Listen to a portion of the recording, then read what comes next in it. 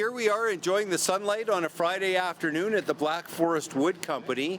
We're just getting some photographs and we're ready to create this beautiful table going to a customer of ours in Connecticut. And the combination of the resin and the wood material in this table, it's absolutely spectacular. This client commissioned us to create a dining table. However, they had already found a slab that they wanted to use that they had fallen in love with. Unfortunately, the slab that the customer had found was under 2 inches thick in its current state, so that wasn't quite going to work for our table. When we construct our furniture, we prefer to start with a minimum of 3-inch thick material so that we can yield a finished table somewhere around 2.5 inches. We have run into problems in the past if we're using slabs that are too thin, like around 2 inches thick, because by the time you do your initial flatten, and then you pour the resin, and then you flatten the resin off, you're probably taking off an additional 1/2 inch, so that can leave you with a table that's only 1.5 inches thick in that case. And for something of this size, we have seen tables start to warp if you don't have enough thickness. So one thing that you see people do online is they'll put C-channels in the underside of the table, and that can help to eliminate some of the warping that takes place. But when you're introducing resin into the piece, you don't have a lot of thickness that you can put a C-channel underneath the table.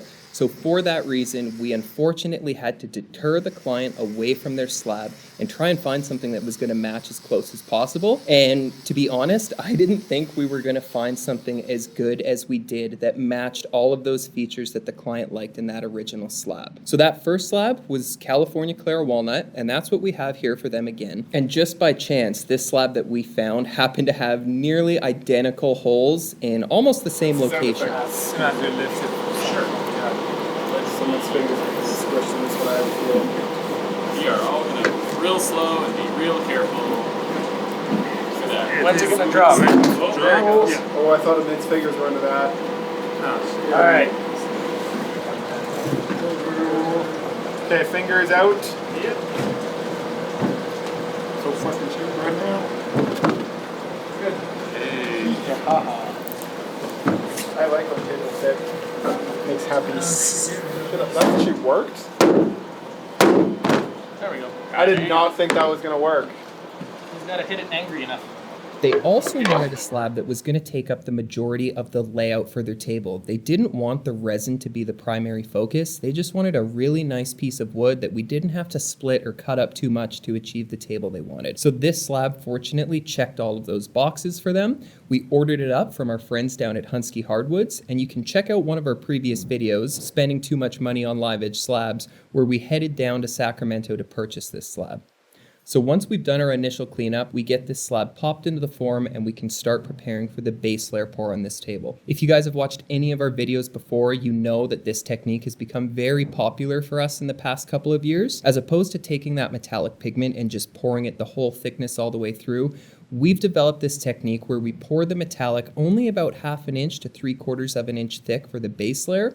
We let that partially cure and then we come along with the top layer to finish the pour off.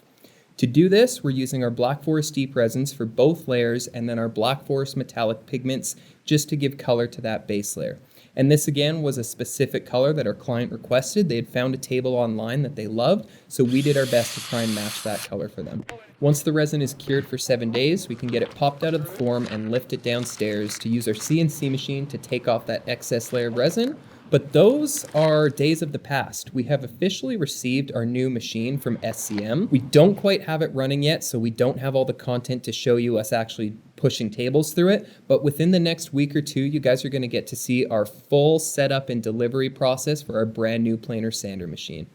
Once we've worked on our sanding, we've put the pockets in the underside, we can do this final touch of doing a 2mm 45-degree bevel around all the outside edges. This technically is a choice that the clients get on the table. They could do a round over, they could do the bevel, but we find that nearly 90% of our clients end up going for this bevel because it doesn't really change the profile of the table, but it takes away that sharp corner.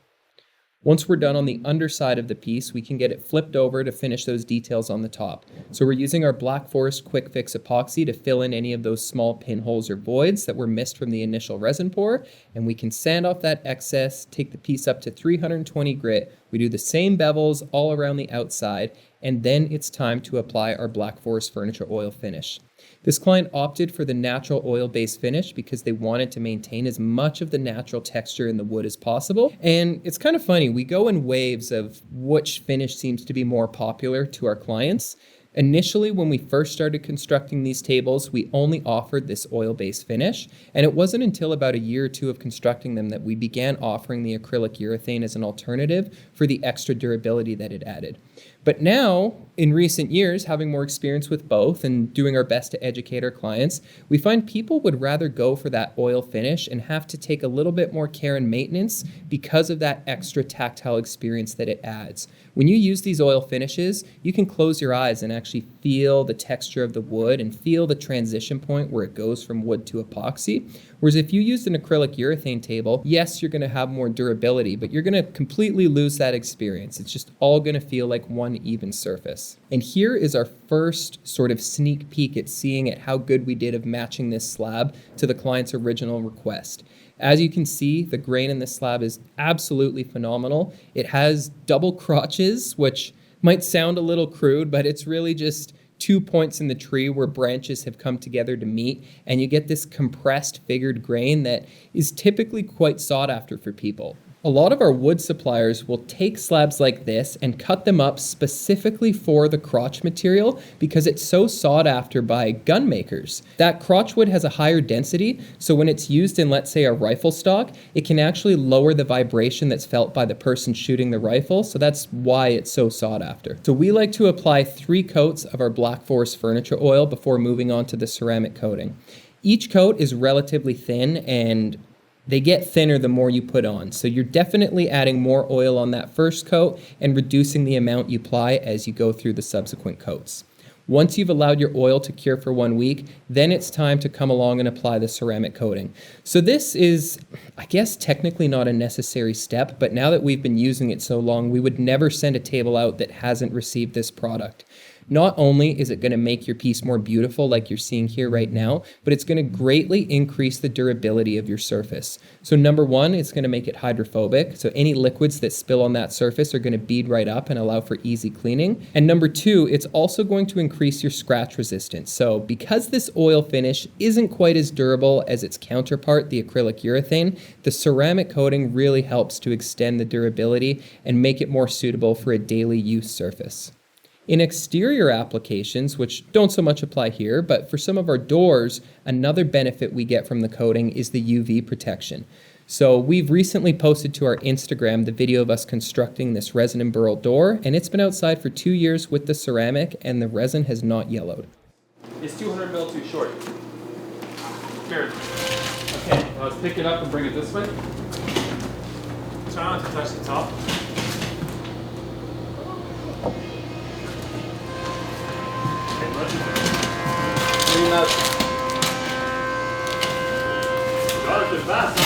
Not too bad. Does it look weird how small it is? No, it's center that's probably so it looks good. Well, we're already going to use the small pieces. Okay. It's just going to be the middle that we'll rebuild. Okay. Because then we don't have to cut up the slab at all. So I guess we just have to resand it and retouch it up. we have to resand it all, and I guess just add the badge. How does it look for length? It's a little short. It would be nice to save $1,000, but I'm kind of leaning towards I think you're right. just making it the way it's supposed to be. Yeah. I think you're right. Yeah. So that's... As you heard there, we had a bit of a dilemma on this table. The base that the client selected was something that we already had in stock for a previous showpiece, and it was almost the right size for what they needed, but not quite. This client required a table that was higher than standard dining table height. They had it sitting at 36 inches, so we were going to have to rebuild those vertical pieces regardless.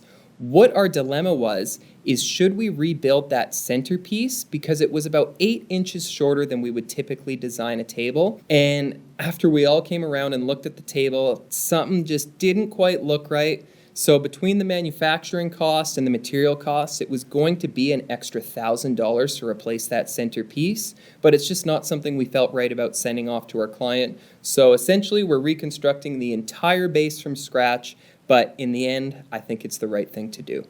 Our joinery on these bases features some wedged mortise and tenons.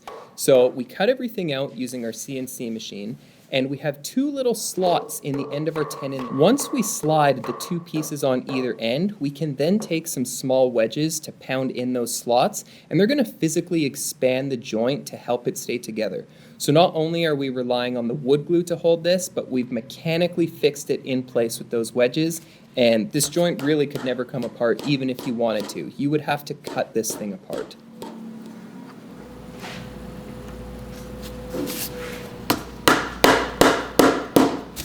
Now that we've finished construction on the trestle base, we can take this upstairs and begin the same finishing process that we've already done to the table. So again, we're applying our Black Forest furniture oil. The only difference here being is that we're doing it by hand. So since this isn't one big large surface, we don't utilize the orbital sander for application.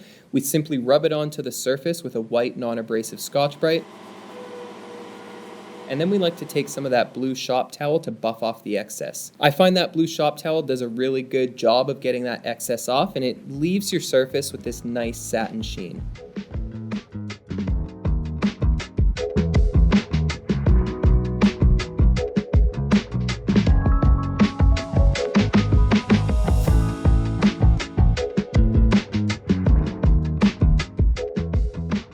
After allowing everything to cure for another week, we can now begin the assembly process on this base. So we have kind of feet that attach to these trestle bases. It's almost a modular type construction for the bottom and top. And the reason we do that is so that we can hide these nice large levelers underneath the table so that if any of the floor is uneven, they have a really easy job to shimmy that table up on one corner or the other. From there, we can screw in our 1/4-inch steel plates to the top side of the base, and then we can mark out for the corresponding holes on the underside of the table. We do recess these plates as you saw us cut that hole earlier. Again, not really necessary, but it just gives a much cleaner and high quality look.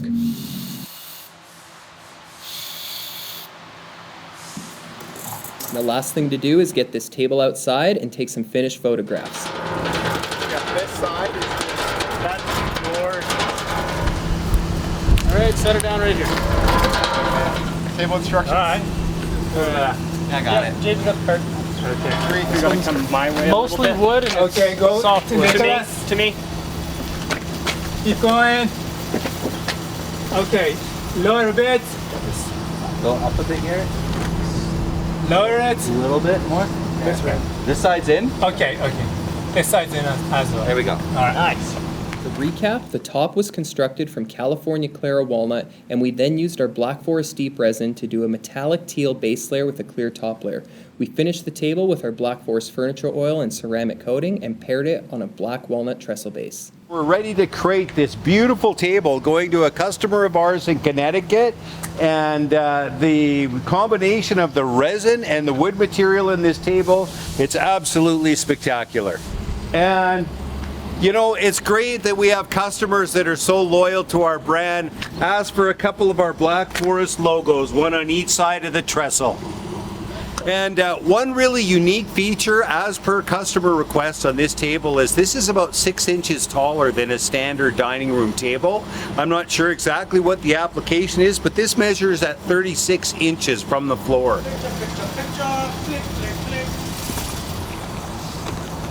We made a table. We did. You sounded really happy about that, Jack. This is new for us. Thank you to everyone who's made it here to the end of the video. We really appreciate your support, and we'd also love to hear what you guys thought about this table in the comments below. Do you think we did a good job with the slab match from our client's original request, or do you think that original slab was better?